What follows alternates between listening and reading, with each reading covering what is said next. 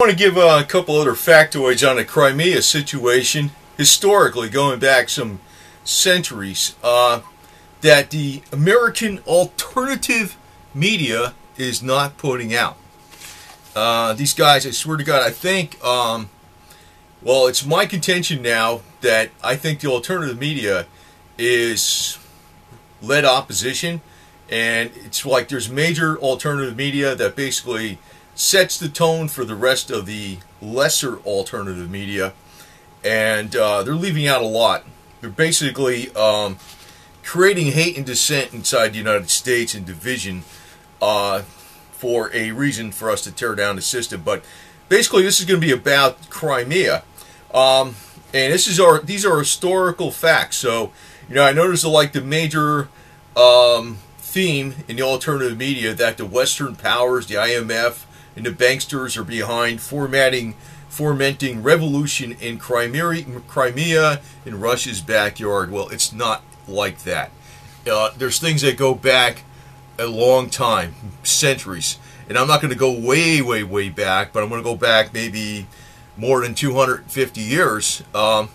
Basically during the Russo-Turkish War, 1768 to 1774, resulted in the defeat of the Ottomans by the Russians. So according to this treaty signed in 1774, signed after the war, Crimea became an independent, and Ottomans renounced their political right to protect the Crimean kingdom in Crimea, which was they're called Crimean Tatars, if that's the correct word, if I'm saying it right, Tatars. Well, what happened was they had this treaty that was signed, and they were an independent kingdom in Crimea, basically Crimean Tatars, in 1774. A mere 9 years later, Russia violated the treaty and annexed the Crimea to Russia in 1783. After the annexation, many of the native Crimean Tatars were massacred and exiled to Siberia. This is centuries before communism took hold, did their bad things. So it became colonized by Slavic Russians. That's what happened to the Crimea back then. This is in the 1700s. Now, all during the 1800s, the remaining Tatars were suppressed. There was a deliberate policy of annihilating Crimean Tatar existence in Crimea. Now, today the Tatars are a minority. I don't know if I'm using the correct word there, but there is a minority in Crimea that's not ethnic Russian, that actually are the native peoples that have been exiled, massacred, and genocided over the last centuries. So they had a bit after the big annexation in 1783, when many of them were massacred by Russians, and Russians were put into colonize the area, and a lot of the native people were exiled to Siberia. The policy continued through the 1800s. Okay, it was not until 1905 that they were even allowed to have any of their own newspapers and magazines. So they were suppressed in their language and in their communication. So for like all those years, okay?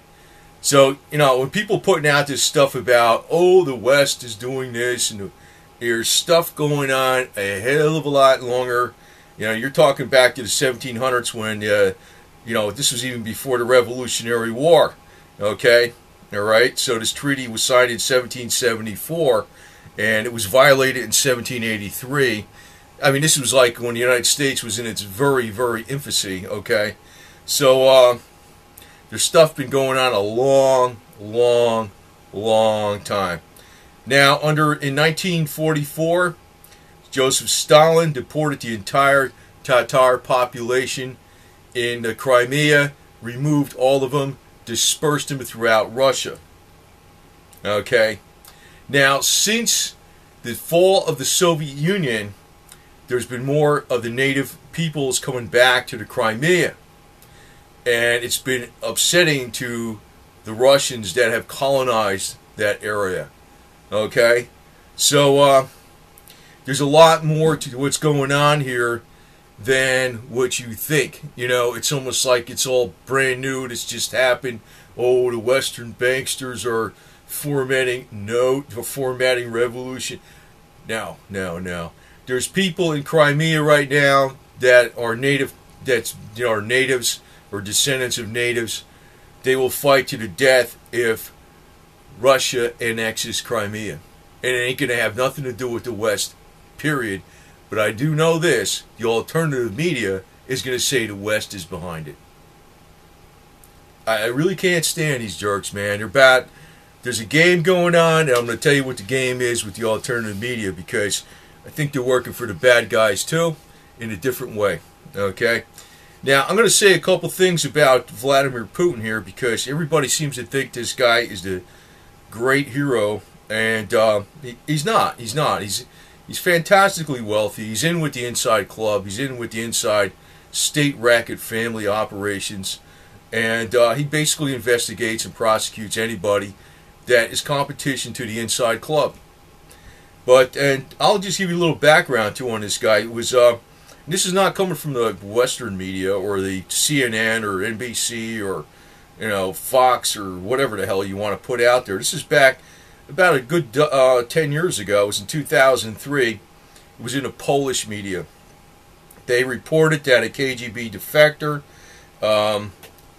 Vladimir Ruzin, basically found documents and pictures in London which showed that Vladimir Putin's father was in with the Russian general Vlasov. Now, Vladimir Putin's father was also named Vladimir Putin, so it's they're both called Vladimir Putin. So actually, the current Vladimir Putin is Vladimir Putin, the junior, and is Vladimir Putin Senior. Okay, but basically, Vladimir Putin Senior at the time of World War II was with the Nazi collaborating army of Russian General Vlasov. Actually, what it turned out to be was this Russian General Vlasov was captured by the Nazis. He convinced the Nazis that he was actually on their side, and so the Nazis allowed them to have an army fighting the Russians. He switched sides, and this was a guy that Vladimir Putin's father was an officer in his army, and then Vlasov switched sides again near the end of the war when it looked like the Nazis were losing. And basically, he was known as a big-time traitor in Russia, which makes you wonder, how the hell is Putin, the godfather of Russia, being that his father was associated with this Vlasov guy. And Vlasov, along with Vladimir Putin Sr., according to this KGB defector, was participating in crushing the Warsaw Ghetto Uprising in 1943-44 in Poland, mainly by Jews that were being suppressed by the Nazis. Now you can say, oh no, I know, there's going to be people out there no matter what. If I said here's a red brick, they'll be saying no, it's a blue brick. But that's just how it is. That's just how it is. Some people are very opinionated and they know that the answer is this and that. I'll tell you, the answers are not exactly that clear cut. But I want to say is that since Russia's had such a long history with suppressing the Crimea and the native Tatar people in the Crimea, a senior Crimean Tatar leader has warned that there are elements in the community that will die to fighting the Russians if they annex Crimea. It has nothing to do with the West, per se. Nothing. This stuff is going back a long time, and I'm not even going back all the way. I'm going back the last 250 years. But that'll suffice. It's been a long time that native Crimeans have been suppressed. They were massacred, they were genocided, they were exported.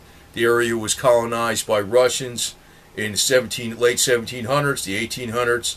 They were not allowed to have their own newspapers or publications until 1905. Actually, out of a total, I bet it was back in the 1800s, out of a total Tatar population of 300,000, about 200,000 were forced to emigrate. That was back in the late 1800s. So basically, they were like, yeah, and you could say about the West with the American Indians, you know, what happened to their land and how it got stolen. Yeah, I guess you could say that too, right? That would be true. Somebody's going to bring that point up.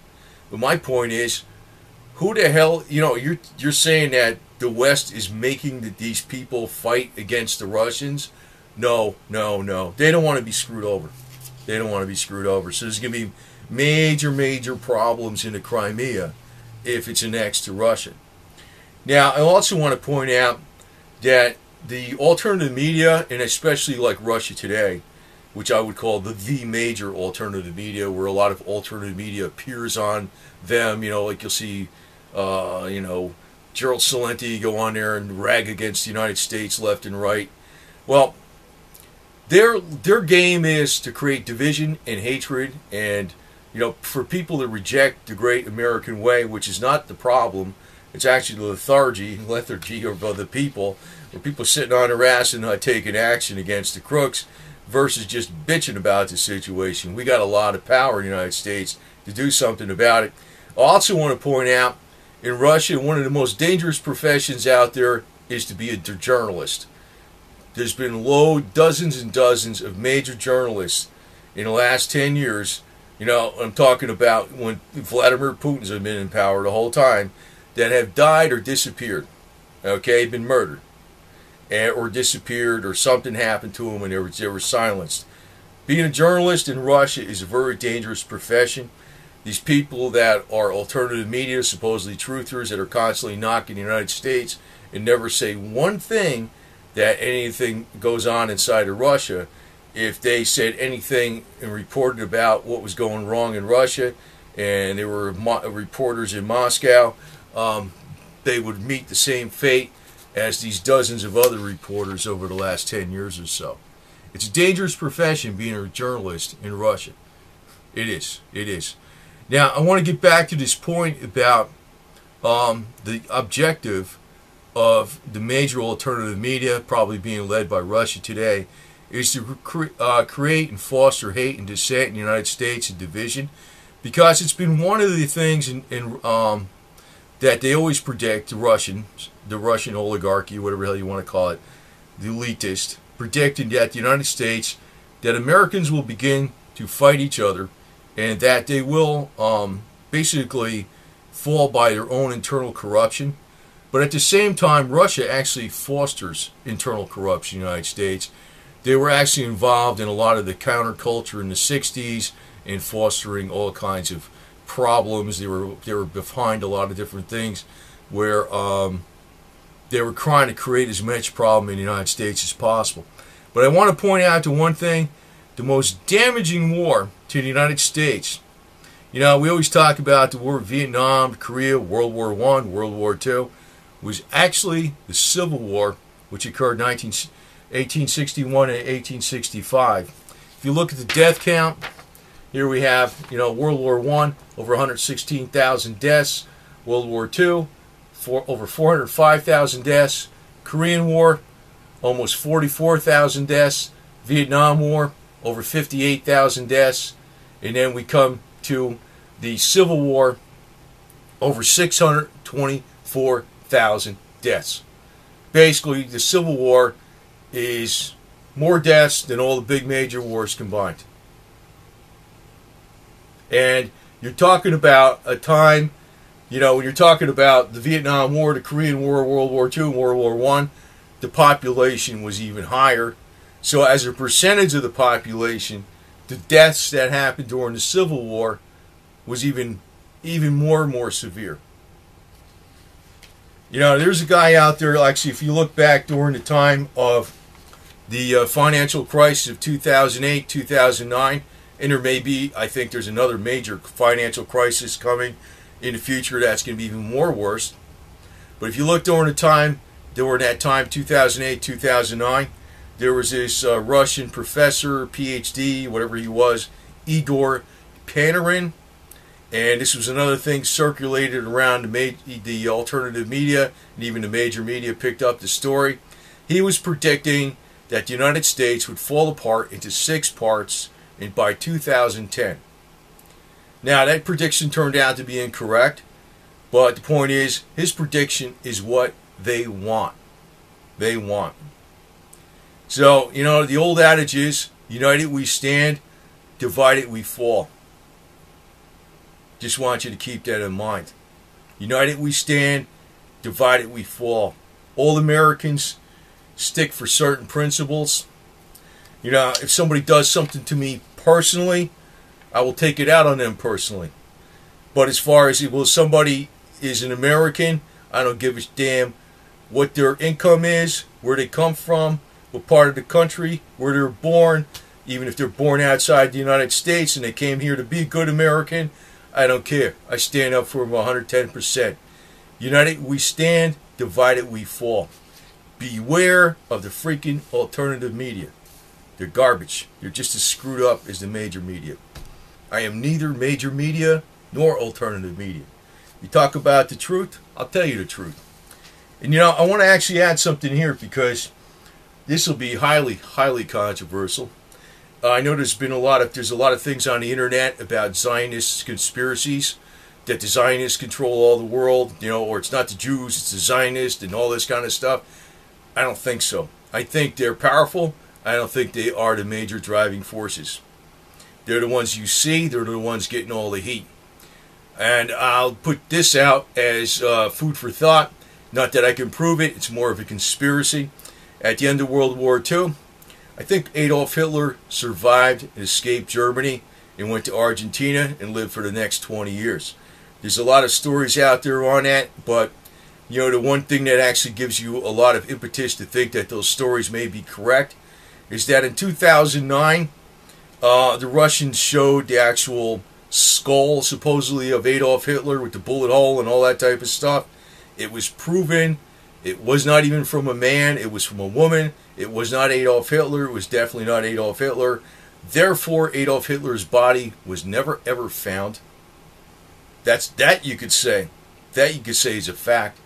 And if you look more carefully at some of the other conspiracies out there, rumors, he may have escaped to Argentina. If that's the case, it wasn't something where the Nazis were working in a vacuum, and it was only the Nazis. There had to be collusion between other powers in the world for them to be able to pull it off and for him to be able to survive the next 20 years. Which tells you flat out that the Zionists are not pulling the strings in the world the way people think they are. So it's what you don't know and what is not on the public view, because the real power is not in the open. Is not in the open. It's my opinion. I can't prove it, but I'm going with too many facts that seem to dovetail into that, where you're actually looking at these people that are in the alternative media, like Brother Nathaniel, who's constantly ragging on everything a Jewish person does. That's his whole theme. He never says one damn thing about North Korea. He never says one damn thing about the Chinese elite. And there's tons of stuff you could say about them. So there's a game going on in the alternative media. And my emphasis on this video was about the Crimea. Russia, they want to take the Crimea because of its strategic importance, because it's of the port and everything. It's of big strategic importance to the Russian Navy, obviously. But the people that live there, that are natives, that have been natives there for centuries, they've been treated so horribly by the Russians. They've been, exterminated, annihilated, genocided, exported. Still they survive.